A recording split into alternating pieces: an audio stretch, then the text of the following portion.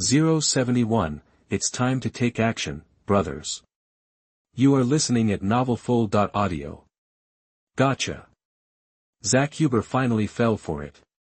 Tong Yi had been waiting for this moment, almost ready to change his strategy. Zach Huber's shift couldn't have been timed better, but Tong Yi didn't immediately signal Munich 1860 to counterattack. Now that the fish was on the line, he needed to let it run a bit, make sure it was hooked good and deep, so it couldn't get away. Tong Yi subtly signaled to his players to keep pretending to be weak, to lure Rostock in completely. The Munich 1860 players nodded, understanding. The game continued. With the Rostock fans roaring their support, Rostock stole the ball in midfield again. Yannick quickly passed to Kroos on the wing, who easily blew past Griezmann. Griezmann is great on offense, but his defense is awful. Kroos's pass wasn't even that clever, and he still got by. Munich 1860 is looking overwhelmed here, and it's all down to Tong Yi's bad substitution. He should have put Vardy in.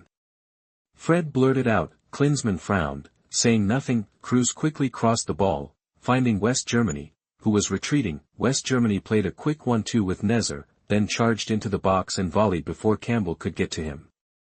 The ball screamed towards the top right corner. The Rostock fans went wild. Beautiful shot, Rostock might actually pull this off. Fred yelled, but De Gea managed to tip the ball out for a corner. Wow, incredible save. De Gea is Munich 1860's best player, no doubt about it. Without him, Munich 1860 would be getting slaughtered.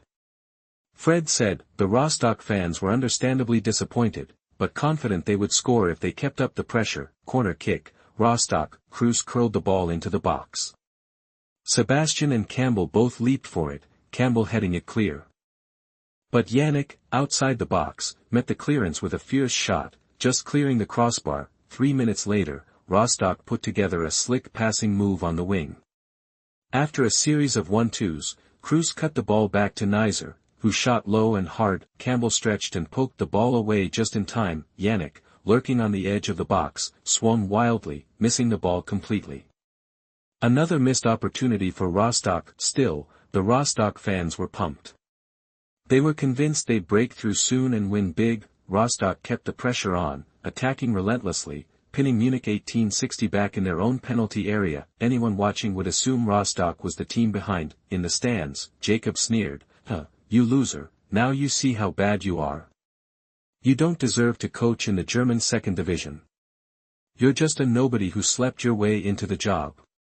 You're done." That he was elated. Jacob hadn't felt this good in ages. Back on the field, Rostock continued to dominate.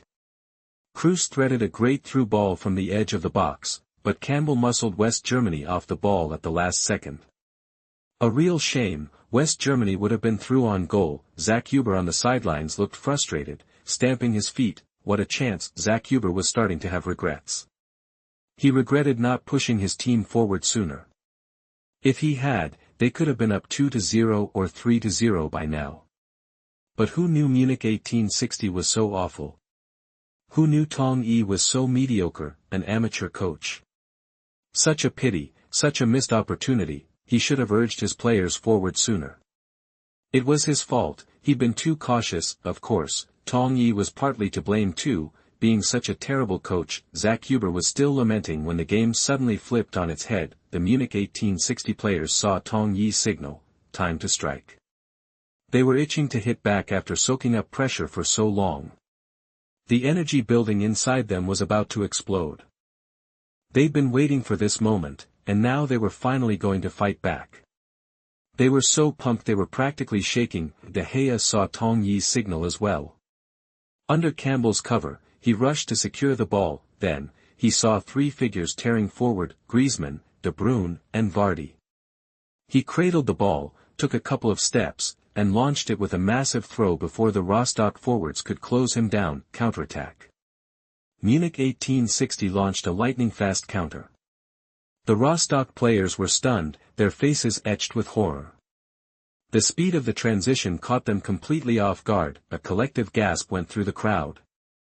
Jacob shot to his feet, staring at the field in disbelief. Rostock had pushed too far forward, leaving their central defenders past the halfway line. The Rostock back line was wide open, a massive gap. Fred and Klinsmann both exclaimed in shock, "Is this a counterattack?" De Gea's throw sailed the ball over halfway. The Rostock players panicked, spun around, and sprinted back towards their own goal, trying to catch the Munich 1860 players bearing down on them. The Rostock defenders near the center line instinctively fanned out, chasing after De Bruyne and Griezmann. Seeing this, Klinsmann realized what was happening and yelled, "They've been had. We've all been had. That Chinese guy is a fox. Vardy. That ball is going to Vardy." Fred looked at Klinsmann, shocked. On the field, the ball was indeed arcing towards Vardy. The Rostock players were starting to despair. They'd subconsciously written off Vardy, who hadn't done anything all game. Nobody closed him down. Everyone chased Griezmann and De Bruyne, who they saw as the real threats. But as the ball soared through the air, they realized their mistake, too late to adjust, though. Vardy's speed was incredible. He was like an F1 race car, a blur streaking past their vision. "He's off. Vardy is so fast. How did we miss this? The Rostock people are in serious trouble. Vardy's got the ball and he's heading straight for the Rostock penalty area." Fred roared, his voice cracking with excitement. The Rostock faithful couldn't believe what they were seeing. Vardy, who had looked like a scrub, was suddenly playing like this? It couldn't be real. "No way, this isn't Vardy. This can't be happening. I must be dreaming." But Rostock goalkeeper Alexander Valka knew it was no dream. This was the toughest, most agonizing moment of his career. Should he charge Vardy down, or retreat to his goal? He was near the edge of his box. If he rushed out, Vardy might chip him. If he retreated, Vardy would be through on goal. One-on-one, a goalkeeper in a one-on-one situation is at a huge disadvantage. He was torn. Vardy made the choice for him. He was closing in on the box. Valka didn't hesitate, retreating to his goal, setting himself. Honestly, he was still confident he could handle Vardy, an amateur. He believed he could stop Vardy's shot, keep his clean sheet, and be the hero of Rostock. But the next moment, the slight smile on his face froze. He'd underestimated Vardy's speed. Vardy closed in, cut inside past Valka, creating a huge shooting angle. Valka was shocked. He scrambled sideways, trying to block the shot. Vardy, having made space, didn't mess around.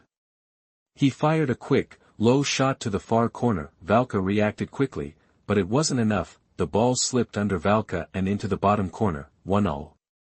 Munich 1860 had equalized. The goal came from Vardy, the amateur player everyone had written off. The stadium fell silent. Fred was speechless, his mouth hanging open. Vardy scored. He was mortified, humiliated. Just before, he'd been calling for Tong Yi to sub off the useless Vardy. Slap. He felt a stinging slap on his face, making him blush crimson. 072, those who look down on me will eventually be defeated by me. You are listening at novelfull.audio. Vardy made one thing clear to everyone, he was fast. Blindingly fast. So fast, Rostock's fullbacks, Bradley Cannell and Bastian Achapuka, were left in the dust. No catching him. Whoosh. The fans gasped. Was this Vardy's coming out party? Fred, still reeling, glanced at Klinsmann, who looked equally awkward. Caught in the act, Klinsmann forced a polite smile. Looks like Vardy's the real deal. Tong Yi's got a good eye. We were wrong to doubt him. Fred bobbed his head like a puppet. Damn that sneaky Chinese dude. He thought.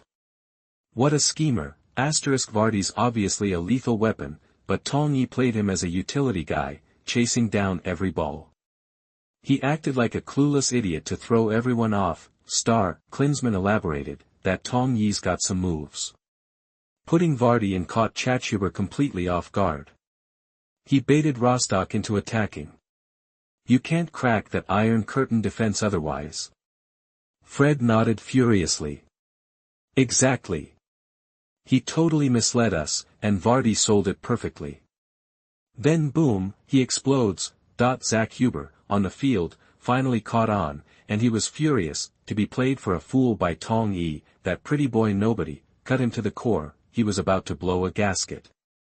He whipped around, eyes blazing, ready to incinerate Tong Yi with a stare. Vardy, ecstatic, was on cloud nine. He scored in the Bundesliga too. Unbelievable. And he owed it all to Tong Yi. Without him, he'd still be playing amateur ball in England. Scoring goals in Germany? Never. Tong Yi was his champion, his biggest supporter. He spun around and charged toward Tong Yi on the sidelines, arms outstretched, dodging past a few celebrating teammates. Vardy barreled into Tong Yi, wrapping him in a hug. "Thank you. Thanks, boss. This goal's for you. You're my savior." Tong Yi hugged Vardy back, sharing his joy. Vardy deserved this. Since arriving in Munich, he'd been grinding non-stop. The hardest worker on the team, always putting in extra hours. Every coach in Munich 1860 was impressed, convinced he'd succeed. Vardy had no life outside of training. Eat, sleep, train, repeat. Wagner and Pintus were starting to worry. They feared he'd burn himself out, but after a thorough checkup, they relaxed. Vardy's fitness was off the charts. They kept an eye on him, but they didn't want him destroying his body. Joanna was practically glued to him now, training alongside him, with a beautiful woman cheering him on. Vardy trained even harder, his strength exploded. Tong Yi checked Vardy's stats and saw he'd surpassed 110. He could definitely hold his own as a sub in the Bundesliga too, so Tong Yi put Vardy on the roster for this game, his first time ever in the lineup for Munich 1860. And he scored. The coaches stared at Tong Yi, dumbfounded. Is this guy's judgment always this good? Does he only sign geniuses? They shook their heads. Vardy's debut, and he scores. Incredible, they were in awe. Back in the commentary box, Fred piped up, "Jürgen, was this Munich 1860's tactical masterstroke, or is Treacherous, their offensive coach, really calling the shots, like the media says?" The media and Rostock fans nodded in agreement. Fred was right. No way a softy like Tong Yi cooked this up. It had to be Treacherous. He's the mastermind. In fact, the Rostock fans were now thinking that hiring Treacherous was a brilliant idea. He was their only hope now, not Zach Huber. Zach Huber was clearly being outmaneuvered by Treacherous. Some fans were chanting, "Zach Huber out. Treacherous in. Fire Zach Huber." The media hadn't expected this, but Jacob thought it was a great idea. Rostock needed Treacherous. It could save them from relegation, maybe even get them promoted. Plus, it would expose Tong Yi as a fraud. Jacob planned to write a story when he got back. Rostock eyes Treacherous as new coach. Landing Treacherous would be a game-changer for Rostock, and they'd have him to thank for it. Klinsmann frowned. I don't know if it was Treacherous's idea, but the way the game's unfolded, it looks like Tong Yi's at the helm. Let's not be biased. The kid's got talent. If he loses his job in Munich, I'd be happy to have him on my staff. I need that eye of his. Fred was stunned. Was that a backhanded compliment to Tong Yi? The viewers at home were shocked. Klinsmann rated Tong Yi that highly. Was he really that good? Or were Treacherous and Kruger the real geniuses? Yeah, they trusted Treacherous and Kruger more. They didn't believe in a guy who slept his way to the top. Huber was seething. He'd been outsmarted by Tong Yi, played like a puppet. He wanted revenge, and the fans were calling for his head. His job was on the line. Enraged, Huber stormed to the sidelines and ordered his players to attack with everything they had. They had to win. He'd prove to everyone that he was better than Tong Yi and Treacherous. He was the only choice for Rostock's coach. Attack! Huber waved his arms, signaling Rostock's players to push forward with everything they had. A final, desperate charge. Klinsmann frowned. Zachuber's lost it. Now's not the time for an all-out attack. Is he walking straight into Munich 1860's trap? Suicide. He shook his head. Huber had a long way to go. No wonder he was struggling in the Bundesliga too. He'd probably be managing in the Bundesliga 3 next season, Fred added. Yeah, Chatshuber's panicking. No logic. Steckless would be a better fit. Do you think Rostock's board will replace him after this game? Klinsmann raised his eyebrows, thought for a moment, then said, that. I can't say for sure. Meanwhile, on the field, Munich 1860 launched their own attack. After a series of passes, the ball reached De Bruyne, who spotted Costa dropping back to receive. He chipped a ball over Costa's head, into the penalty area. The two Rostock centre-backs, glued to Costa, spun around in shock. They immediately threw up their hands, claiming Vardy was offside. They'd forgotten their lesson. They ignored Vardy, swarming Costa, who'd scored a hat-trick in the previous game, leaving a gap behind them. Vardy saw the opening and surged forward. De Bruyne saw the space, too, and threaded a pass through the defense. The ball slipped between Costa and the two Rostock defenders, landing perfectly in the penalty area. Vardy trapped the ball in stride. No need to adjust. He swept a shot into the far corner of the net, keeper Valk Dove, but it was no use. The ball zipped past his outstretched fingers and into the goal. 2-1. Munich 1860 took the lead, and the scorer was once again the underdog, Vardy. Vardy pumped his fist in the air. Those who doubted me will fall. The Rostock fans were speechless. How did that happen? How did they leave Vardy unmarked? Had they forgotten his first goal? Furious, they turned their wrath on Chatshuber. Their anger coalesced into one chant: Chatshuber, you're fired.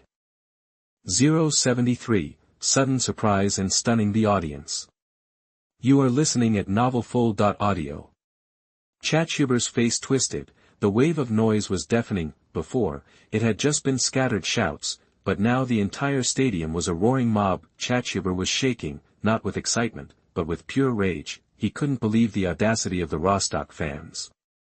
When the team was winning, they treated him like a god, but now they were pinning the blame for the potential loss entirely on him. And they hadn't even lost yet. Chatshuber's face went white, and that snake, Tong Yi, wasn't innocent either. He'd followed Tong Yi's game plan completely. If it weren't for that backstabber, he wouldn't be in this mess. It was all Tong Yi's fault, that gutless wonder. Chatshuber snapped. He immediately subbed in two more forwards, ready to slug it out with Munich 1860 until the final whistle. Seeing this, Klinsmann sighed. It's over. The game's done. Chatshuber's let his anger get the best of him. Doesn't he realize this gives Munich 1860 exactly the chance to counterattack they want? And counterattacks are their bread and butter. Fred shook his head. I think Chatshuber's right to go for it. What's the point of going down without a fight? Might as well throw everything at them and pray for a miracle. Klinsmann nodded, conceding Fred had a point. Still, his attention was drawn to Tong Yi on the sideline, and he couldn't help but admire the guy. Tong Yi had completely outmaneuvered Chatshuber. Anyone still doubting Tong Yi's abilities had to be eating crow right now. Klinsmann was convinced of Tong Yi's brilliance. With only about 10 minutes left, Munich 1860 held a slim lead. Klinsmann was betting they'd clinch the win. On the field, Rostock's players surged forward, attacking relentlessly. With four forwards now on the attack, they were evenly matched in numbers. Coupled with the support from the midfielders, they were a match for Munich 1860. Their never-say-die attitude gave them the edge.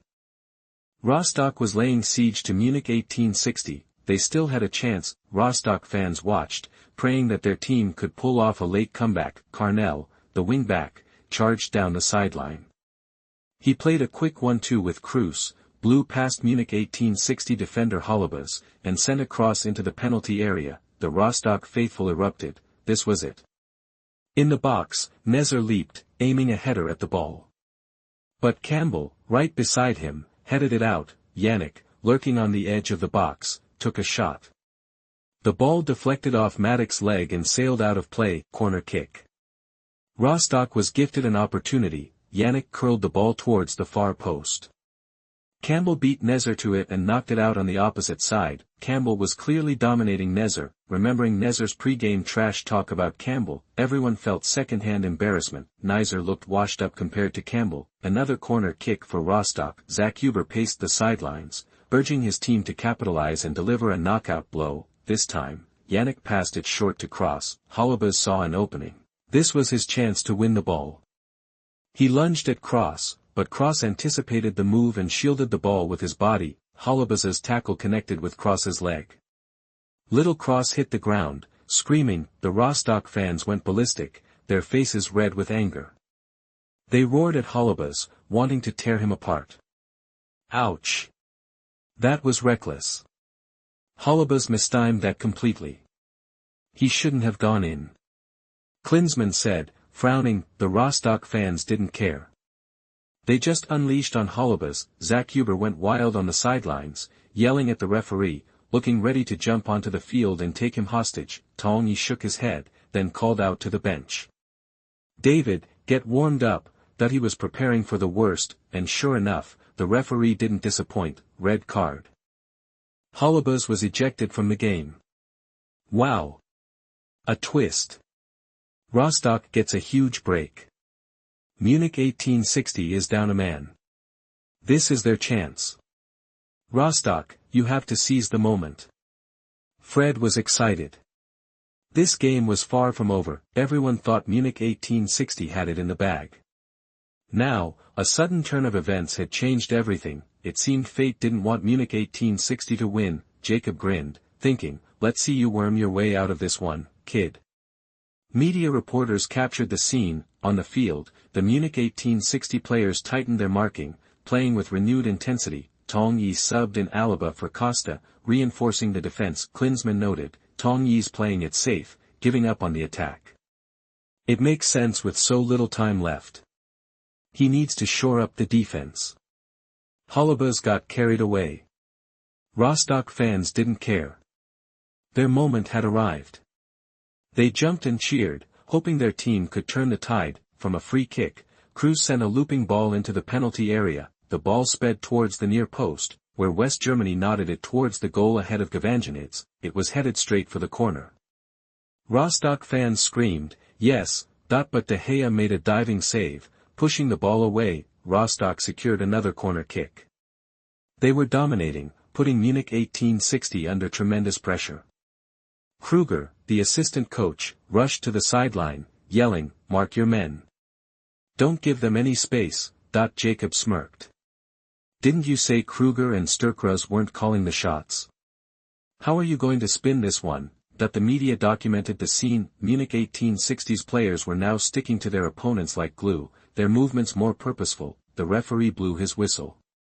Yannick curled the corner into the box. Sebastian rose in the middle and headed the ball with power. The ball rocketed towards the Munich 1860 goal. Danger.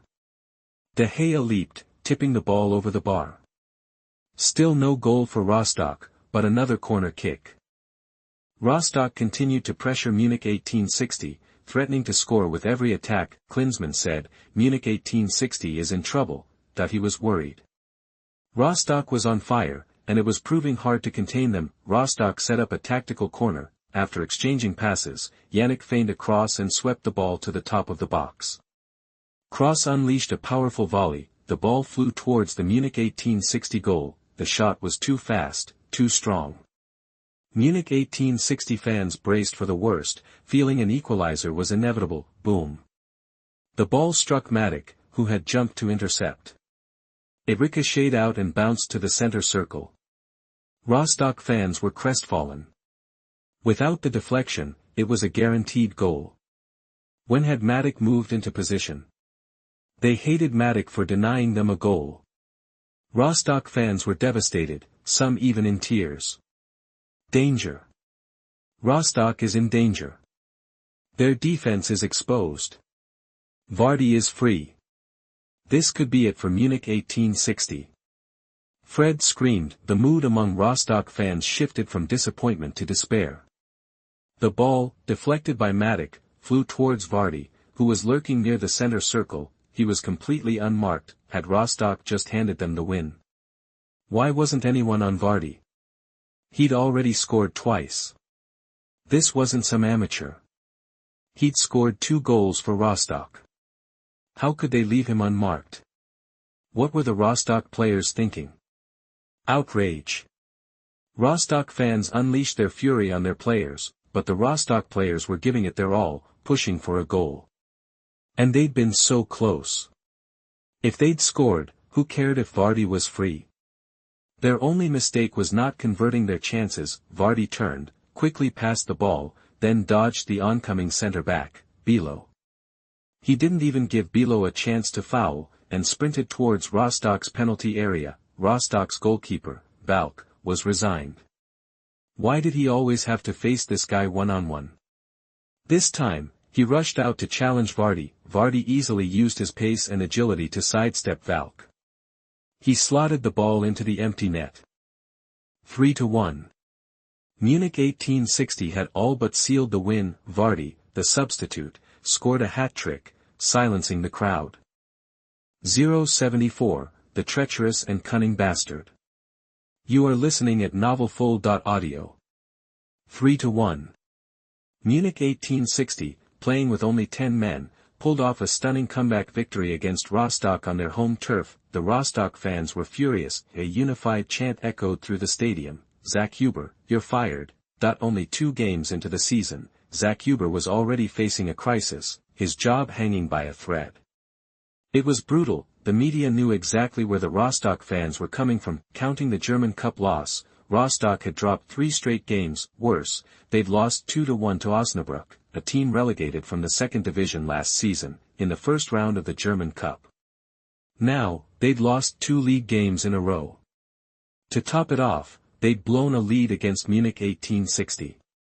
It was simply too much to bear. At the post-match press conference, a reporter asked Zach Huber, Mr. Zach Huber, what are your thoughts on the result of this match? Zach Huber looked grim, clearly devastated. Addressing the reporters, he began, actually, our team played very well today. We had a perfect start, and my players executed the game plan perfectly. We had every chance to win this game. He paused, then continued, the responsibility for this loss falls squarely on my shoulders. I was baited by the Chinese coach's tactics in the second half, and I made changes to push the attack. If I hadn't made those changes, if we'd just stuck with what we were doing, we would have walked away with all 3 points. It's a shame. Even the reporters felt a twinge of sympathy for him. He was right. If Rostock hadn't fallen for Tong Yi's trick, they probably would have won. Even Tong Yi, present at the conference, nodded slightly in agreement. Had Rostock simply bunkered down and defended, Munich 1860 would have struggled to break through, and the comeback would have been impossible. The game served as a wake-up call for Tong Yi. His team needed to improve its ability to penetrate a packed defense, or they'd be in trouble against any team that parked the bus. It was a problem that needed a solution. Another reporter chimed in, since you take responsibility for the loss, do you feel you're not up to the task of coaching Rostock? What's your response to the fans calling for your dismissal? Zach Huber's face darkened. This was the last question he wanted to hear. However, he maintained his composure. While we lost, there wasn't much wrong with my tactics. If we'd stuck with the game plan, we should have won. This loss was an anomaly. I'm more than capable of coaching Rostock, and I'm confident I can lead us to the promotion zone. That's our goal for Rostock this season. Zach Huber's words rang hollow, and the reporters were skeptical. They doubted the Rostock fans would buy it either. Zach Huber couldn't even beat a team led by a nobody like Tong Yi. How could he possibly lead them to promotion? The reporters reveled in Zach Huber's defiant stance. This was great news. Would Zach Huber be the first manager fired in the 2nd division this season? Would he be the first one to bite the dust? Ignoring Zach Huber's answer, Jacob cut in, Mr. Zach Huber, what's your opinion on the Rostock fans' suggestion that Steklos should replace you as the new head coach? Jacob couldn't help but smirk as he asked the question, glancing at Tong Yi with a sarcastic sneer. Tong Yi remained impassive, simply watching Zach Huber. To be honest, Tong Yi was curious about Zach Huber's response as well. Zach Huber's face grew even more strained. He loathed these vultures, who were more interested in drama than anything else. He paused, then replied, I have no particular thoughts on that. I'm still the head coach of Rostock. And I haven't received any notification from the club's management about being replaced. So, I have no comment on hypothetical situations. The reporters sensed that Zach Huber was putting on a brave face. They wondered if Rostock's leadership would seriously consider the fans' proposal and replace him with Steklos. Wasn't Steklos the hottest name in German soccer right now? Countless media outlets were recommending him to Bundesliga and second division clubs, hailing him as a tactical genius and a guaranteed winner. The media was hyping Steklos to the moon, and the Rostock fans were brimming with anticipation. Coupled with Zach Huber's poor performance, the team's brass had a real decision to make. Would they bring in Steklos to replace Zach Huber? The reporters eagerly awaited the outcome, especially Jacob. This wasn't just about ousting Zach Huber, it was about exposing Tong Yi's fraud and revealing him for the nobody he truly was. Defeating the imposter Tong Yi would be incredibly satisfying. Now, he was waiting for Tong Yi to fall. Tong Yi's downfall would begin with Steklos' departure. The reporters desperately wanted Steklos to leave Tong Yi and prove himself elsewhere, finally revealing Tong Yi's incompetence. Since Zach Huber wasn't cooperating, the reporters grew impatient. Another reporter asked, So, Mr. Zach Huber, what do you think of Coach Steklos' abilities? How would you evaluate him? Truthfully, Zach Huber didn't want to discuss Steklos. But he wanted to make things difficult for Tong Yi, so he replied, Steklos is a very capable head coach. Munich 1860's results speak for themselves. Steklos helped Munich 1860, a team that almost got relegated, to score a total of 16 goals in the first 3 games. It was his offensive tactics that improved the strength of Munich 1860. He is very powerful. The reporters were pleased, even if it was just faint praise. Another reporter followed up, So, Mr. Zach Huber, are you saying that Munich 1860's success is solely due to Steklos? Zach Huber nodded firmly. Yes. If I had an assistant coach like Steklos, Rostock would have started the season with 3 straight wins, too. Zach Huber was using Steklos to undermine Tong Yi, growing more enthusiastic as he spoke. But he didn't realize that the more he talked, the more dissatisfied the Rostock fans would become. The fans wanted the team to replace him with Steklos. Zach Huber was digging his own grave. Having gotten what they wanted, the reporters lost interest in Zach Huber and turned their attention to Tong Yi. One reporter asked, Mr. Tong Yi, what do you think of Mr. Zach Huber's assessment of Steklos? Do you agree that Munich 1860's current success is all thanks to Steklos? The Munich 1860 staff members glared at the reporter. They were clearly trying to stir up trouble. Tong Yi glanced at the reporter and responded, Marvin is incredibly talented, and our team's offensive tactics have definitely benefited from his expertise. He deserves a lot of credit for Munich 1860's performance. But the credit doesn't belong to Marvin alone. It belongs to Elias as well. It belongs to our entire coaching staff and every player at Munich 1860. Everyone has made a valuable contribution. Tong Yi praised the coaches and players, but didn't mention himself. Although his answer wasn't exactly what they wanted, the reporters got some usable material. Tong Yi had acknowledged that Steklos and Kruger were responsible for Munich 1860's success. They planned to highlight this in their reports the next day, emphasizing that Tong Yi had nothing to do with it. Now, would Tong Yi survive? The reporters were thrilled, and another one jumped in. Mr. Tong Yi, what are your thoughts on Rostock's interest in replacing Zach Huber with Steklos? If it happens, will you let Steklos leave? The other reporters mentally gave him a thumbs up. Great question. Tong Yi surveyed the expectant faces. He knew what they wanted to hear and what they were planning. However, he remained unfazed. Marvin is a very capable and thoughtful coach. If he has an opportunity to coach a team on his own, would support him. He has the talent and the ability. It would be a waste of his potential to keep him as an assistant. In the past, no one recognized how good he is. I hope he seizes the opportunity and creates a legacy of his own. The reporters were dumbfounded. They hadn't expected Tong Yi to say something like that. Was this imposter really not afraid of being exposed after Steklos left? Or was he playing some kind of reverse psychology? Jacob and the others narrowed their eyes, staring intently at Tong Yi, as if trying to read his mind. Tong Yi continued, "Actually, Elias is very talented too. If other professional teams are looking for a new coach, I encourage you to consider Elias. He is truly amazing." Jacob and the others looked displeased. Tong Yi wasn't following their script. Jacob sighed inwardly. This soft-spoken guy is more cunning than we thought. 075, Tong Yi, get out, we only want Marvin. You are listening at novelfull.audio. After the second week of the season, Munich 1860 was sitting pretty in second place in the Bundesliga standings with 6 points, thanks to 2 straight wins. They were tied with St. Pauli, Union Berlin, and Kaiserslautern, but St. Pauli edged them out for the top spot because of their superior goal difference. St. Pauli's been on fire, racking up 7 goals while only allowing 1, which is way beyond what anyone expected. Last season, they were just a mid-table team in Bundesliga 2, finishing 8th, a good distance from the promotion zone. Their sudden surge this season has been a real shocker, but when you think about it, it kind of makes sense. Over the summer, St. Pauli snagged some serious talent from the Bundesliga, including midfielder Max Kruse from Werder Bremen and German forward Reuven Hennings from Hamburg. They clearly set out to beef up their squad, so it's not totally surprising they're doing so well. Munich 1860 has scored 8 goals and conceded 3 in their 2 games, giving them a goal difference of 5, putting them in second place. Union Berlin has a clean sheet, scoring 4 goals and allowing none, for a goal difference of 4, landing them in third. Kaiserslautern scored 3 and conceded 1, with a goal difference of 2, placing them fourth. Union Berlin's performance has stunned everyone.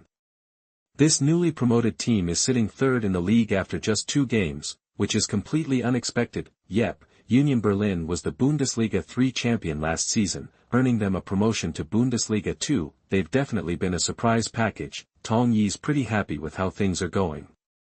His team is playing great, and he's convinced they'll reach the top of the league sooner or later if they keep it up. Still, the game against Rostock reminded him that they need more ways to break down a packed defense.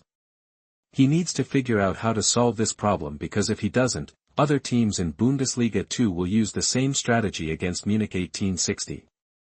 It's something he needs to address ASAP. Right now, the media is going crazy over treacherous. Jacob even published a special report profiling him, detailing his background and skills. Jacob confidently asserted that Munich 1860's success is all thanks to treacherous. Treacherous worked with Frank for much longer than Tong Yi, so he must have learned a lot more. And before, Klopp and Mainz 05's executives had praised treacherous repeatedly, saying how talented he was. In fact, when Frank left Mainz 05, the Mainz 05 brass and Klopp tried to convince treacherous to stay and help Klopp. But treacherous chose to stick with Frank at the time. The only reason treacherous is assisting Tong Yi is because Frank got seriously ill and couldn't continue coaching. Otherwise, treacherous would never have bothered with Tong Yi, whom he looks down on as a softie. Rumor has it that treacherous agreed to help Tong Yi for 2 main reasons: Frank's strong recommendation, and even his explicit request, and Tong Yi's wealthy girlfriend offering treacherous an irresistible deal. So, according to Jacob, treacherous is the one really running Munich 1860, and Tong Yi is just a glory-stealing puppet. In his report, Jacob strongly recommended treacherous to clubs across Germany, calling him the next Klopp and a future star in German soccer coaching. Of course, Jacob was also the one who recommended treacherous to Rostock. He thinks Rostock's head coach, Zach Huber, is so incompetent he's not even worthy of carrying treacherous's bags. Plus, Rostock fans are already excited about treacherous.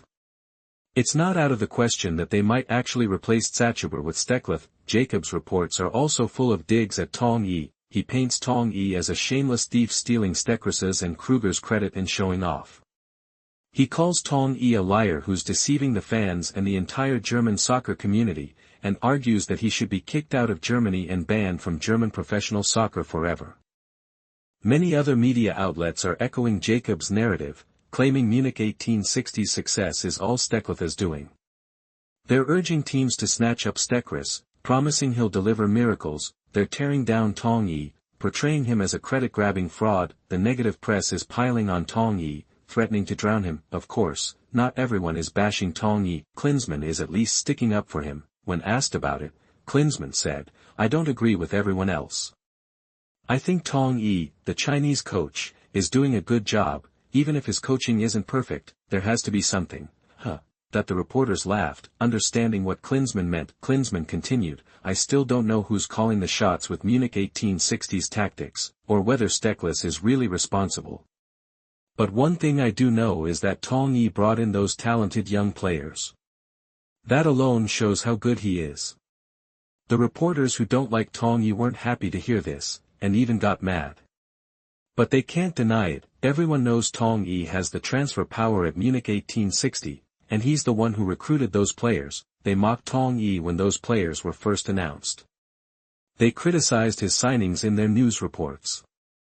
At the time, they were very proud. Now, it looks like Tong Yi knew what he was doing all along. This made the media reporters very unhappy, especially Jacob. Klinsmann continued, "I have to say, Tong Yi has a great eye for talent.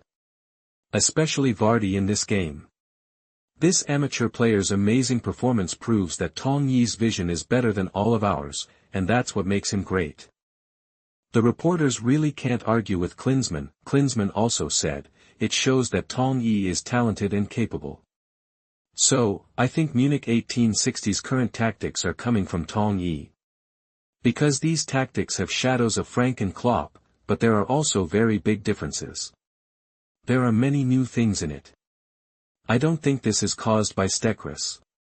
If it was him, why was he next to Frank? We can't see the shadow of such tactics. I still think that Tong Yi is the real helmsman of Munich 1860, he is really good and powerful. Don't despise him just because he is young and he is Chinese, do things like this, it's not right." Klinsmann's comments didn't sit well with the reporters. They questioned why he was supporting Tong Yi and accused the Chinese guy of putting him under a spell. They thought Klinsmann was crazy. Of course, they didn't buy Klinsmann's defense. They still believed Tong Yi was just a glory-stealing fraud. Their reports went even harder on Tong Yi, trying to discredit him even more. Around the same time, reporters interviewed Klopp and asked him about Steckless. Klopp said, "Yes, Marvin Steckless is a very capable coach. The Mainz 05 management and I admire him greatly. I did offer him a spot on my coaching staff at one point. Unfortunately, he made a different choice." The reporters were thrilled to hear this. It's exactly what they wanted. Klopp also said, "Now he's David's assistant. To be honest, I'm very jealous of David. Marvin is really, really good, and of course David is not weak either. These two are very strong coaches, they have not let down their mentors." Of course, the media cherry-picked Klopp's words. For example, they cut out the part about Tong Yi in the last sentence, so their readers wouldn't see it. This made the readers angry that Tong Yi stole Steckless's credit. When Klopp was asked if Steckless could coach a team independently, he replied, "Yes, of course. Marvin has the ability to coach independently, and I have a lot of faith in him. I believe he'll definitely lead his own team someday. He has what it takes." Jacob seized on this quote as undeniable proof that Steckless was the real mastermind behind Mini Black 1860, confirming that Tong Yi was a fraud. Repeating a lie often enough makes it the truth. Under the barrage of similar reports, the average reader started to believe what they were reading. They got angry at Tong Yi, that shameless Chinese guy, for being so dishonest. So, Tong Yi was getting a lot of ridicule and abuse at this time. Munich 1860's website was flooded with nasty comments, and tons of people were calling for Tong Yi to resign immediately and hand the coaching job over to Steckless. Yep, even some Munich 1860 fans joined in, demanding that the club fire Tong Yi and give Steckless his due. They claimed only Steckless could lead Munich 1860 down the right path, and that Tong Yi was a lost cause. At one point, a bunch of fans even gathered outside the Munich 1860 training facility. They held up signs saying "Tong Yi get out, we only need Marvin," protesting Tong Yi and supporting Steckless Sri Lanka. They were desperate for Tong Yi to leave Munich 1860 ASAP and stop ruining their team. Steckless was pretty annoyed by it all.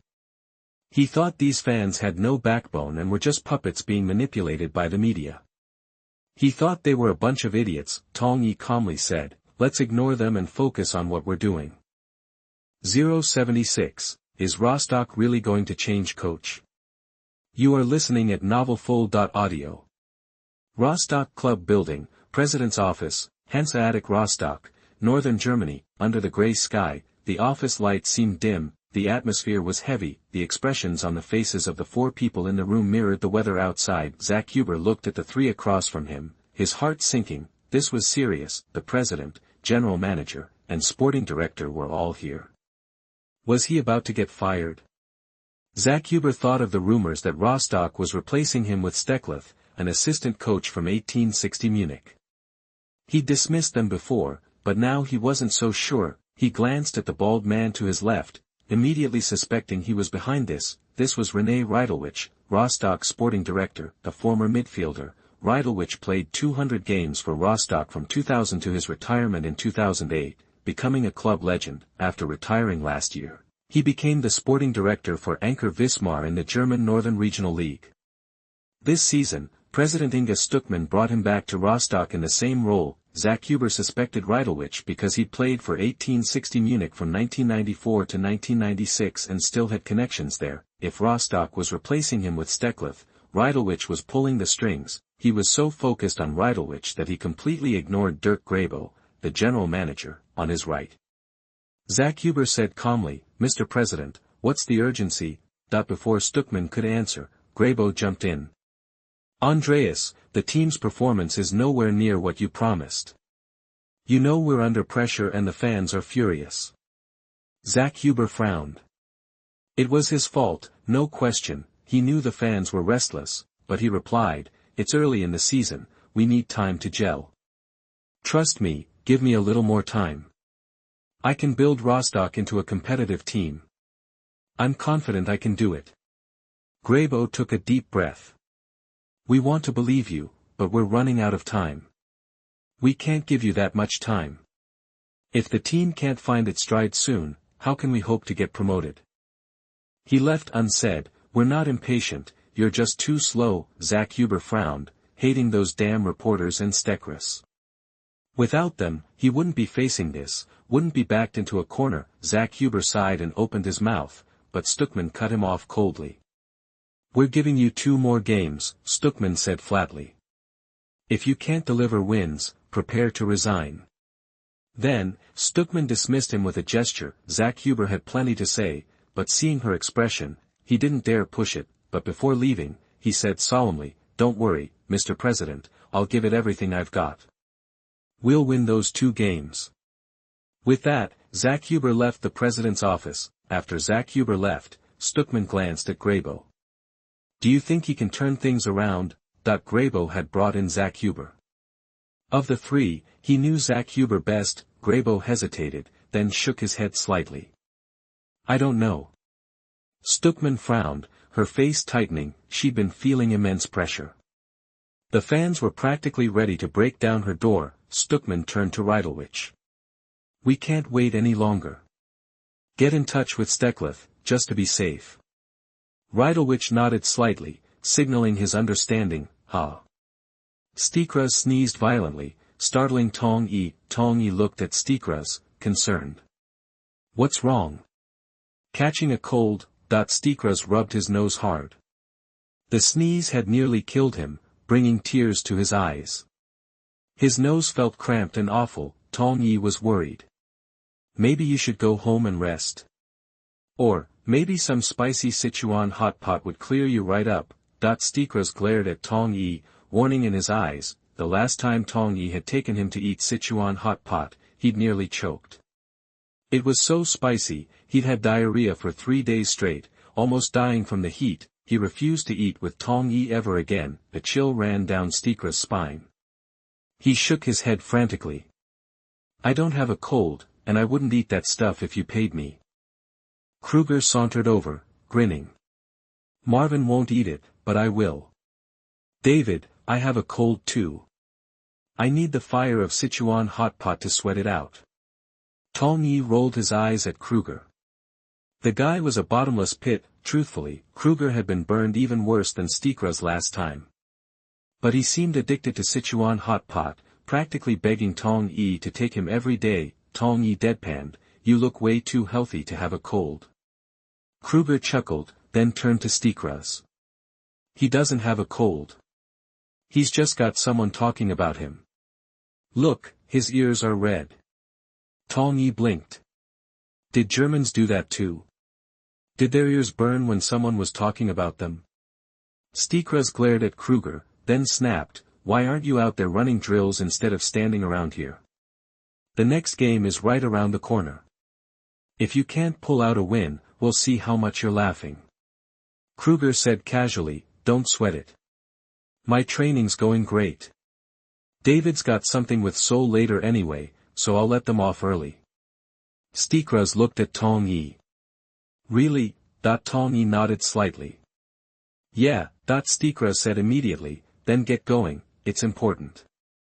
Tong Yi stared at Treacherous, concerned. "Are you really okay? Go home and rest if you're getting sick." Treacherous waved him off.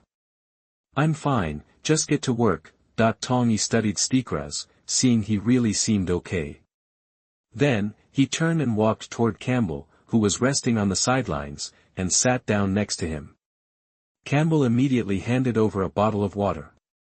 Tong Yi took it, opened it, and took a sip. "Philip's injury is almost healed," Tong Yi said suddenly. "Just got word from Leo." Campbell looked at Tong Yi. "How's his overall condition?" Tong Yi said, "I talked to Antonio too. Philip isn't quite where he needs to be physically. But Antonio says he can start training and working on his fitness at the same time. It shouldn't be a problem." Campbell nodded. "Don't worry, I've been working with him to get him back into shape."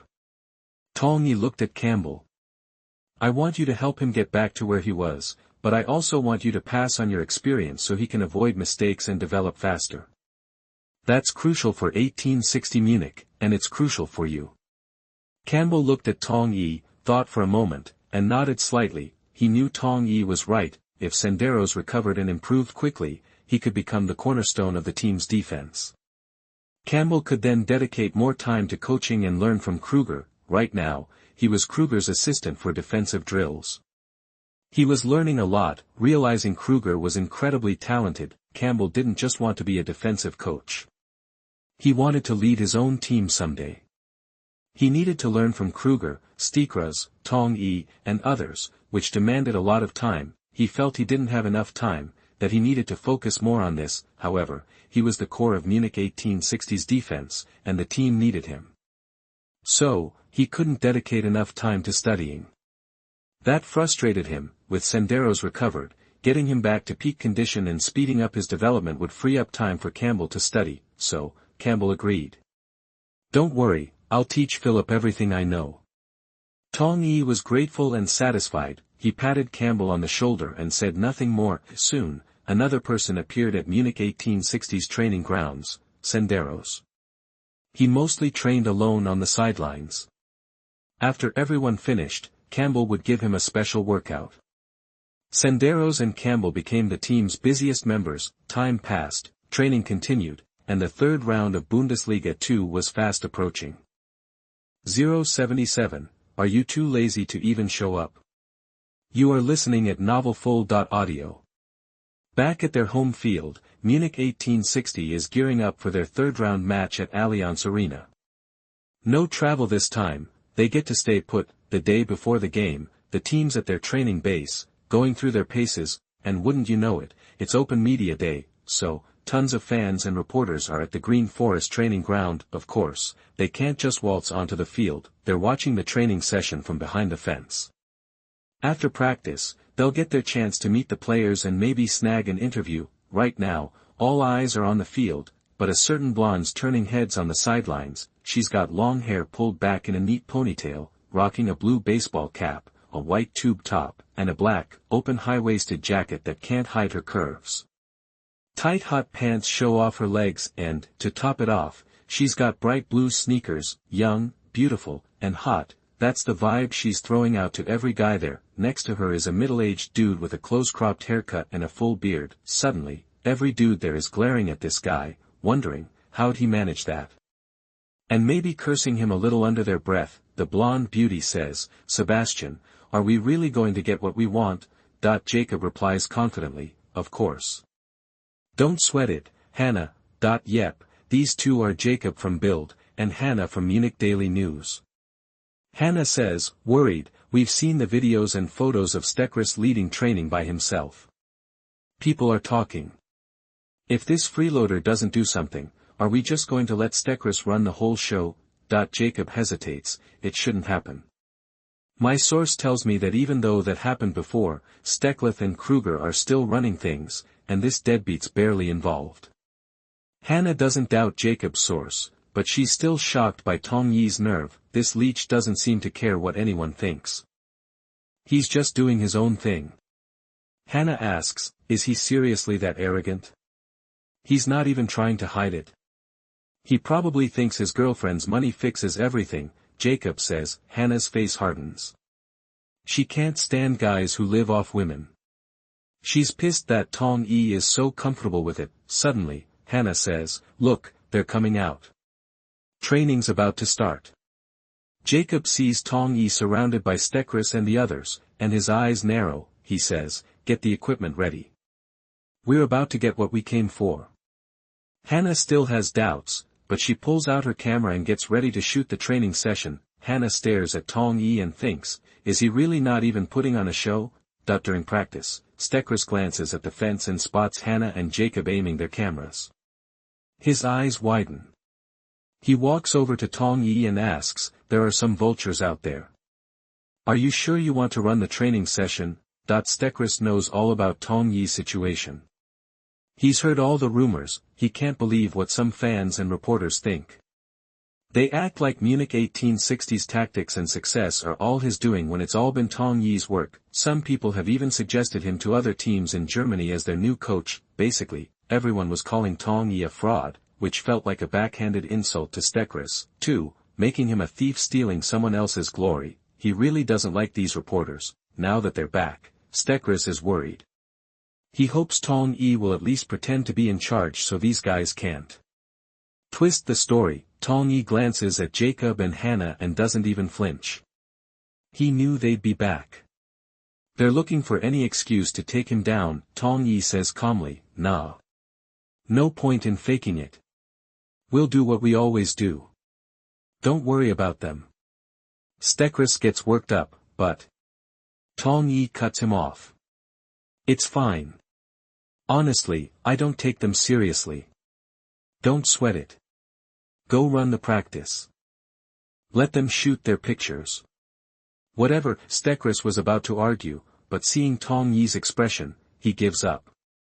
Guess these two are really at war, he thinks. He does what he's told. Treacherous gathers the players and nods for Tong Yi to speak. Tong Yi says a few words to the team, nothing new to say.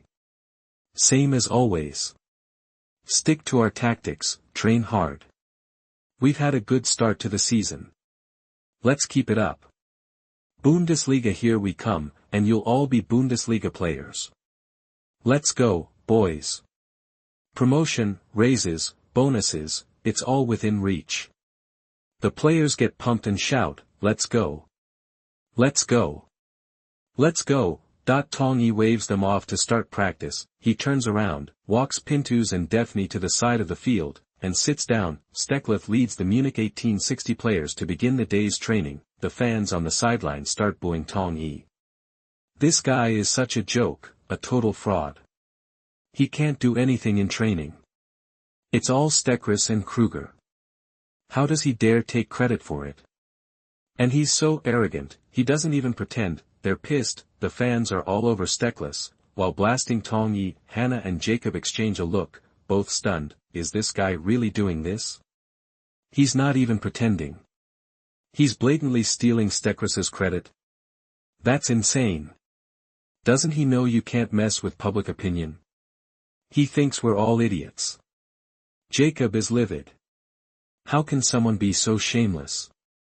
And he's annoyed at Treacherous, too. He's going to expose this Chinese guy. The whole world will see how awful he is. This leech will be ruined. Hannah stares at Jacob, wide-eyed. She mumbles, is this guy really not going to act? He doesn't care about us or the fans. Those who ignore us will pay the price. Jacob takes a deep breath and says, "You need to get all of this on camera." Hannah nods, agreeing. Then, they start recording the training session. Videos, photos, notes, sketches, they document everything, determined to expose the truth. They get angrier and angrier. Since there's a game tomorrow, the practice isn't too intense or too long. Soon, it's over. Hannah and Jacob are shocked that Tong Yi never once stepped in to offer advice. He just sat on the sidelines the entire time, pretending to take notes. It's insulting. Coaches like Treacherous and Kruger led the entire session, especially those two. They handled at least 80% of the training. Jacob is about to explode. He wants to scream. Who can honestly say Treacherous isn't the real leader of Munich 1860, that the fans are thinking the same thing. They hate Tong Yi even more now. They're furious. They're gathering around Treacherous, chanting, "Get rid of the loser. We want Marvin." Hannah and Jacob aren't going to miss this. They're recording everything. How are you going to explain this one, Tong Yi? They think. After practice, the players head to the meeting area to mingle with the fans. The fans swarm their favorite players, asking for autographs and photos. Most of the Munich 1860 players are happy to oblige. Of course, the media's waiting, too, eager to interview the players and coaches, especially head coach Tong Yi and assistant coach Steklov. They're hoping to hear some complaints from Treacherous, hoping for his revenge. That way, they can take down Tong Yi without even having to take a stand themselves. Jacob sees his chance and rushes over to Treacherous. Hannah follows close behind. Jacob looks at Treacherous and asks, "Mr. Marvin, can we ask you a few questions?" 078, you can never wake up someone who is pretending to be asleep. You are listening at MaleProtagonist. Jacob shoved the microphone right in Treacherous' face, not giving him a chance to react. "Mr. Marvin, are you in charge of all the training for Munich 1860? Are Tong Yi and the club's management holding you back? Are you planning to leave Munich 1860 to start your own thing?" Hannah was right behind him, shoving the recorder forward. Treacherous's mouth twitched. These guys are relentless. He seethed inwardly. What do these reporters do besides make stuff up? Are they all just naturally cynical? Does everything have to be some kind of power play? He was furious, but he'd learned better than to try reasoning with these stubborn, almost obsessive journalists. In the past, he tried to give them the facts, but they never believed him. They'd just assume he was being forced to say it, like he was sending a message in code. He'd been left speechless. Now, he really didn't want to deal with them. They could write whatever they wanted. He knew no matter what he said, they'd twist it to fit their narrative. Treacherous pushed the microphone away with a blank expression. "Sorry, no comment." He tried to get through the crowd of reporters, but they were packed tight. Jacob and the others' faces fell. Their moods plummeted. But they weren't giving up. "Mr. Marvin, are you refusing to comment because Munich 1860 told you to? Are you being pressured?" Treacherous rolled his eyes, totally exasperated. These reporters are the worst. It was like they thought if things didn't go their way, there had to be a conspiracy. He just wanted to get away from them. "Excuse me, coming through," he said. By now, the Munich 1860 fans had joined the throng. They started yelling at Treacherous, "Marvin, we know you're getting screwed over. Don't worry, we're behind you. We'll make sure you're the head coach of Munich 1860. Treacherous was beyond frustrated. He was ready to explode. He couldn't take it anymore. He turned and held up his hand, signaling for quiet. The crowd went silent. Jacob and Hannah exchanged glances, barely hiding their smiles. They were thinking, "See. The power of the people. This is how it's done." Treacherous took a deep breath, trying to control his anger. He looked around at everyone, then at Jacob. "I've said this a million times," he said. "Munich 1860's success isn't about me, or Elias, or David. It's about all of us. Every single person on staff has contributed to our progress." The Munich 1860 fans ate it up. This is the coach we want. That weak Chinese guy, Tong Yi, isn't fit to carry his bags, star. Jacob's heart sank. Something was off, Steckris continued, and I want to reiterate, our tactics are designed by our head coach, David. Then we discuss them as a team. Elias and I handle a lot of the training, but David plans and organizes everything in advance. He's the one leading the team, and we support him 100%. He's a great coach. The reporters and fans were stunned, they couldn't understand it. Why is he still covering for Tong Yi? We know what's going on. Can he just be real with us? What did Tong Yi's girlfriend pay him? Here it comes, someone in the crowd shouted. Marvin, blink twice if you're being held hostage. Steckris's face went dark, he was beyond speechless. Steckris was so frustrated. He'd made it so clear, so many times, but these people still didn't believe him. He didn't know what else to do. He managed a wry smile. He'd finally realized you can't wake someone who's pretending to be asleep, or, more accurately, you can't wake a crowd of people pretending to be asleep. Steckris was exhausted. He didn't even want to talk anymore. Sensing the shift in momentum, Jacob jumped in. Mr. Marvin, have you been thinking about leaving Munich 1860 lately? Is Tong Yi pushing you out? Steckris glared at Jacob, realizing he was the one stirring up the fans. He stared him down. Let me say this again, David and I have a great relationship. We were close with Mr. Wolfgang, too. There's no pushing me out situation. Please don't spread rumors and try to cause trouble. Jacob and the fans clearly didn't believe him. In their minds, the Munich 1860 coaching staff was a hotbed of backstabbing and scheming. Steckris glanced at Hannah, then went on, of course, I have thought about coaching my own team. It's always been my dream, ever since I started working with Mr. Wolfgang. It's what I've been working towards for years. If the opportunity comes, I'm definitely going to take it.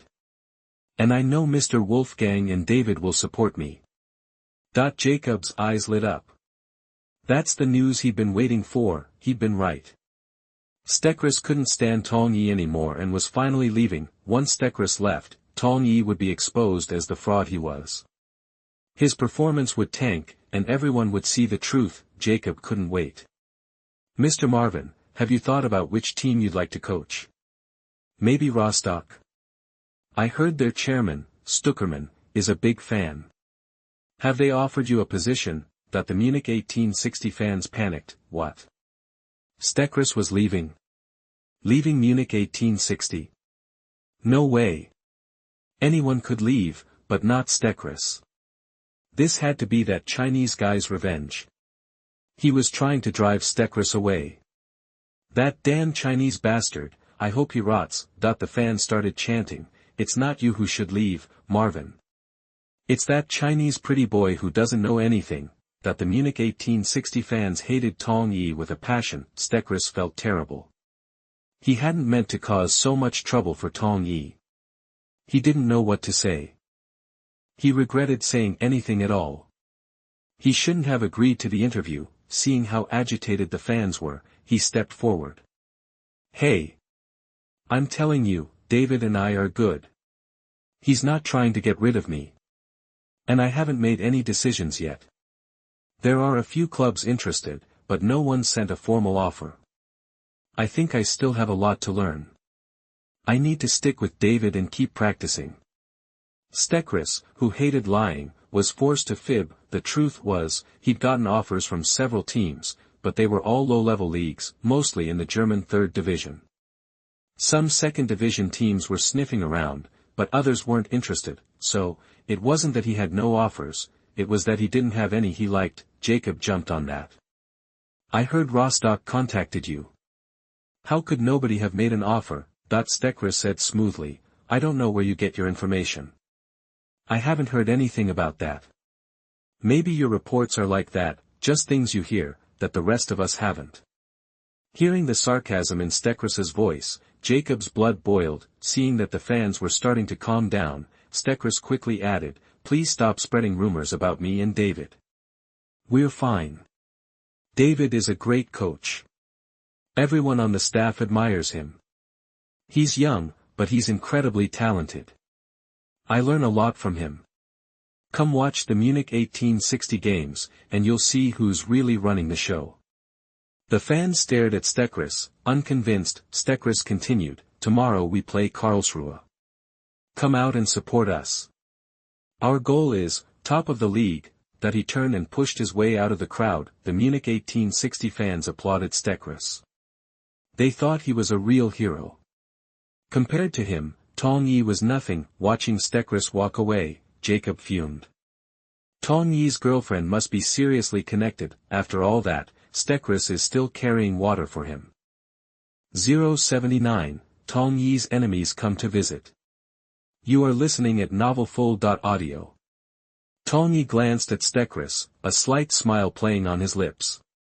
So, you feeling a little salty about this? Treacherous shot back an angry look. How can you even joke about this? Tong Yi shrugged. Why not? Didn't you hear the crap they're trying to pin on you? Treacherous exploded. The heat's on, buddy. Aren't you even a little worried? Tong Yi was as cool as a cucumber. Nah, not really. Treacherous seethed, trying to keep his temper in check. Hey, Tong Yi said, you can't wake up people who are playing possum. Treacherous sighed. True enough. He knew it all too well from experience. He swiveled around, studying Tong Yi intently. Seriously, you don't give a damn, Tong Yi grinned. All I care about is racking up wins. Treacherous just stared. Tong Yi elaborated, if I can get the team firing on all cylinders, the negativity will just fade away. Why waste my time arguing with those clowns about stuff that doesn't matter? It's a total waste of energy. I'd rather be reading a couple more chapters of The Champion's Playbook, you know. Treacherous was momentarily floored. So much for his concern. Turns out, he had Tong Yi all wrong. He turned away, gazing out the window. De Bruyne, the Munich 1860 player, was surrounded by reporters and fans. Doing an interview, facing a barrage of questions, De Bruyne said, Karlsruhe is a tough team. Our data analysts have been digging deep, and they've found they're actually pretty strong. They were just relegated from the Bundesliga, so you can't underestimate them. Yes, Karlsruhe had been sent down from the Bundesliga the previous season. They were actually a solid team. They were only 2 points away from staying up, just a bit of bad luck away from avoiding relegation. While they lost some players, most of the Bundesliga squad stuck around. Plus, they made some savvy summer signings, so their overall strength hadn't really taken a hit. The media were touting them as the favorites for promotion. Even though they only managed a draw and a loss in their first 2 games, they were still heavily favored. They'd just been relegated and hadn't quite adjusted to the Bundesliga 2 pace yet. Once they did, everyone expected Karlsruhe to take off. Even with that draw and a loss, Munich 1860 wasn't taking them lightly. De Bruyne continued, Karlsruhe has a lot of talented players, guys with Bundesliga experience. That gives them an edge. So, yeah, it'll be a tough game for us. But we're not scared. I have total faith in our team. He acknowledged his opponents without belittling his own side. De Bruyne struck a perfect balance, impressing many. He concluded, our coach, David, has a plan specifically for Karlsruhe. They're good, but we're confident we can beat them at home, grab all 3 points, and take the top spot. The fans were hyped, loving the players' confidence. They were sure of a win. The media wasn't so sure. They thought De Bruyne was just putting on a brave face. Karlsruhe was a serious threat. Even Jacob, who liked Treacherous, wasn't convinced Munich 1860 stood a chance, because Karlsruhe's coach was the legendary Markus Schoop.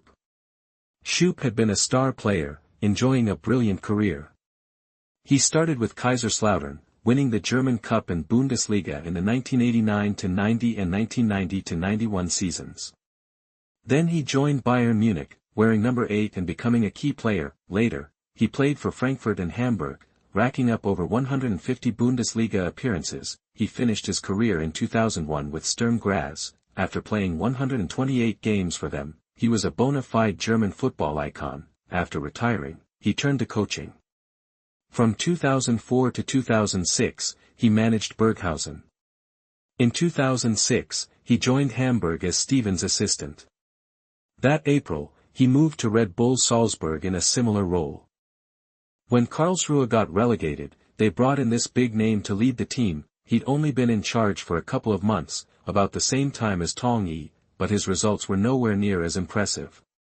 He was a legend on the field, but as a coach, he was still a step behind Tong Yi, but Jacob disagreed. He was a big Schupp fan and believed he'd crush Tong Yi. Schupp would give this game everything he had, because before taking the Karlsruhe job, Munich 1860 had approached him about coaching. He'd been thrilled, ready to accept their offer. Then, out of the blue, they apologized and announced Tong Yi as their new head coach. In other words, Tong Yi stole Schupp's job. Schupp was furious, feeling completely disrespected. If he'd been passed over for some other established coach, he could have lived with it. But losing out to a young, unproven Chinese guy like Tong Yi? Unacceptable. Then he read that Tong Yi had landed the job through his girlfriend, and he got even angrier. His position had been snatched away by a total slimeball. Meanwhile, he was stuck as an assistant at Red Bull Salzburg. He was livid. It wasn't fair. This couple was disrespecting the game. They needed to be taught a lesson. Then Karlsruhe called, offering him a lifeline, but it didn't ease his pain and anger. He hated Tong Yi. He saw himself as a defender of the sport, out to reclaim the honor of German football. German football wasn't some playground for amateurs. Jacob was sure Schupp was burning with a desire to crush Tong Yi, to expose him as a fraud and show the world he was a joke. Tong Yi wasn't a real coach. Jacob couldn't wait for the game. He was certain Schupp would easily defeat Tong Yi, and everyone would see him for the imposter he was. Jacob thought gleefully, "You're toast, kid."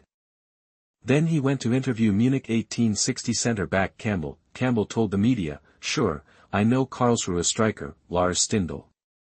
Everyone was saying he'd be the breakout star in the Bundesliga too this season. Some even thought he'd shine in the Bundesliga. Of course I've heard of him." Stindl, still a week shy of his 21st birthday, was a rising star. He played for the German U21 team and had won the World Youth Championship with them. He was hailed as the future of German forwards. Before the season, Kicker and Bild both picked him as the most promising player in the league, predicting he'd lead Karlsruhe back to the Bundesliga, but after 2 games, Stindl's performance had been underwhelming. He and his team hadn't found their rhythm. Meanwhile, Costa and Vardy, the young Munich 1860 players, had exploded onto the scene. They'd each scored a hat-trick, sending shockwaves through the league, but the German media still favored their own, so they kept hyping up Stindl. Campbell continued, "Stindl's got talent, but he's still young. It's too early to say if he'll make it. This game, he's up against me. It'll be a real test for him. Hopefully, he won't lose confidence and never recover." Jacobs and the German reporters exchanged worried glances. Was Campbell going to go hard on Stindl? They hoped the butcher wouldn't crush the young striker's spirit. Campbell added, "Speaking of talented forwards, we've got a few on our team.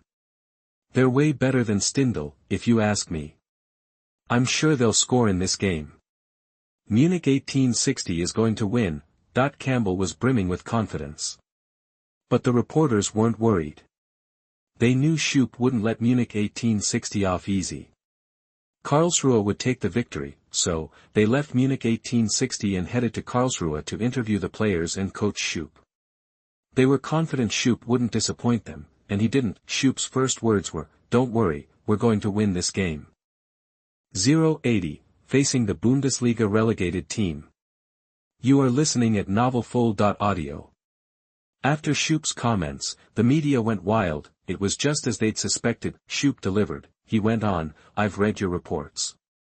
This Tong Yi is a shameless charlatan. He's totally out of his depth. Rest assured, we'll crush them in Karlsruhe. It'll be easy." Schupp's hatred for Tong Yi ran deep. He finally had his chance, and he was going to humiliate Tong Yi, showing him what a real coach looked like. Not just any Tom, Dick, or Harry could coach professional football. He wanted to destroy Tong Yi's reputation.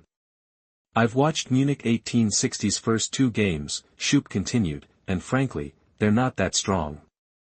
They've only won because other Bundesliga 2 teams haven't figured them out yet and were caught off guard."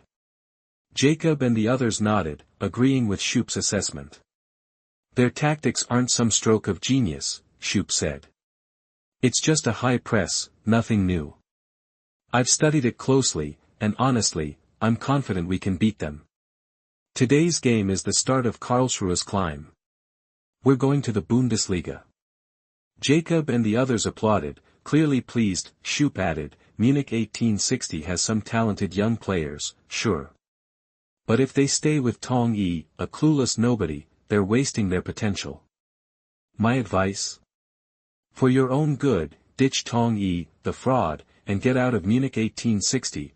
Schoop's hatred was palpable. Every sentence dripped with insults and curses, as if only by tearing Tong Yi down could he find relief. Schoop concluded, it'll be a walk in the park for Karlsruhe to beat Tong Yi, this know-nothing. We won't let up on the attack. We'll expose Tong Yi for the fraud he is and ruin his reputation with a decisive victory.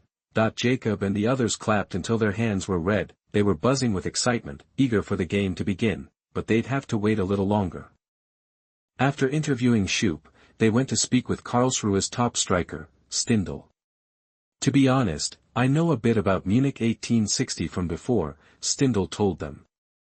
I played with the Bender twins and Johnson in the German U21 national team. They're both very strong players. The reporters nodded. That was true. Stindl and the Bender brothers had been national teammates and were said to get along well. Unfortunately, they all left Munich 1860, which caused their team's strength to plummet. Without the Bender brothers and Johnson, they don't pose much of a threat to us. So, yeah, I'm pretty confident about this game. He added, before the game, our coach, Mr. Marcus, talked to us at length and made specific plans. We're even more confident about winning. The media was satisfied. Stindl exuded confidence, reinforcing their belief that Karlsruhe would win. What's that? You think Munich 1860's current young players are any good? Stindl asked. How good can they be? Better than the Bender brothers? I wasn't afraid of the Bender brothers when I was on the U21 national team, so why would I be afraid of losing to their old team? Don't worry, Karlsruhe will take this one. That it was the first time anyone from Karlsruhe had explicitly predicted victory. But the media noted that their statements were all definitive, radiating a genuine sense of confidence. They were convinced that Karlsruhe would win. The reporters brought up Campbell with Stindl, relaying Campbell's comments. Stindl's face darkened. Campbell was good, sure, he said. He used to be a top-tier centre-back. I admire him, and I know he's powerful. But that was then. Jacob and the others laughed, pleased with the answer. Stindl continued, Campbell's older now, 35. He might not even be able to run anymore. I'm definitely confident against a player like that. Beating the Campbell of today will be easy. Just wait and see. I'll score right in front of him. Stindl clearly wasn't worried about Campbell, brimming with confidence. Jacob and the others were happy to hear it. However, those forwards who had played against Campbell this season were all ready. A moment of silence began for Stindl. Campbell might be getting older, but he was still a force to be reckoned with. Stindl was in for a rude awakening if he underestimated him. His confidence was about to take a major hit. Indeed, after players from Rostock and Koblenz saw Karlsruhe's interviews, they shook their heads, convinced that Karlsruhe was going to lose. They were underestimating Munich 1860. They'd made the same mistake in the first two rounds, and paid the price. Now, Karlsruhe was repeating their mistakes. Looks like Munich 1860 is really going to top Bundesliga too, they sighed. They might not like Tong Yi, but they had to give him credit. He delivered on his promises, leading Munich 1860 to the top. After the interviews, Karlsruhe fans were brimming with confidence, flocking to the Allianz Arena to support their team and witness Tong Yi's downfall. Of course, Munich 1860 fans weren't about to stay home. They flooded the streets, heading towards the Allianz Arena for the Bundesliga 2 match, with the media fanning the flames of the rivalry between Schoop and Tong Yi. The game's popularity soared. Everyone knew about the feud. Everyone was eager to see who would come out on top, Tong Yi or Schoop. The Munich 1860 executives also came to the stadium, eager to see the game live. Immediately, the fans and reporters wanted to rush up and ask them, How could you be so clueless as to pick Tong Yi over Shoop? The executives ignored them, heading straight to their box. To be honest, Stoffs was the happiest of all. He was finally going to witness Tong Yi's failure, watch him get fired right before his eyes. He nodded in Shoop's direction, muttering, "Don't disappoint us. You have to beat Tong Yi." Stoffs was a double agent, secretly rooting for Karlsruhe to win. He'd even leaked the news about Munich 1860 choosing Tong Yi over Shoop. Thinking about it, he couldn't help but think of that shady character who always came through with the leaks. What a find! Stoffs was convinced that with his help, Tong Yi would soon be gone from Munich 1860, and he'd regain control of transfer rights. Every news story praising Tong Yi sent a pang of jealousy through him. "We can't let him stay any longer. He's got to go. Shoop, you have to pull through this time. You can't lose to this pushover again." Hello, folks, soccer fans. I'm Fred, and you're tuned into German TV Sports. It's great to be here with you. Commentator Fred announced, kicking off the broadcast. Joining us today is Mr. Klinsmann. Well, we didn't exactly invite him. He volunteered to commentate because his team, 1860 Munich, is very interested in Tong Yi. Klinsmann chimed in, "Hello everyone. Fred's right. I specifically requested this game. I'm really enjoying watching Munich 1860 lately, and I'm fascinated by Tong Yi. He's really something. I want to see how far he can take Munich 1860. Fred exclaimed, "There you have it. Mr. Klinsmann has become a loyal fan of Tong Yi. Needless to say, you're probably rooting for Munich 1860, right? Think they can pull out a win today?" Klinsmann bluntly said, "Yes, I think they will." Fred nodded, as expected, and then said, "I'm on the opposite side. I'm leaning towards Karlsruhe. I think they'll win." Klinsmann laughed and said, "We'll see, then." Just then, the players from both sides emerged from the tunnel, following the referee onto the field. "All right, the players are out, and the game is about to begin," Fred said excitedly. *beep*, the referee blew the whistle, signaling the start of the match.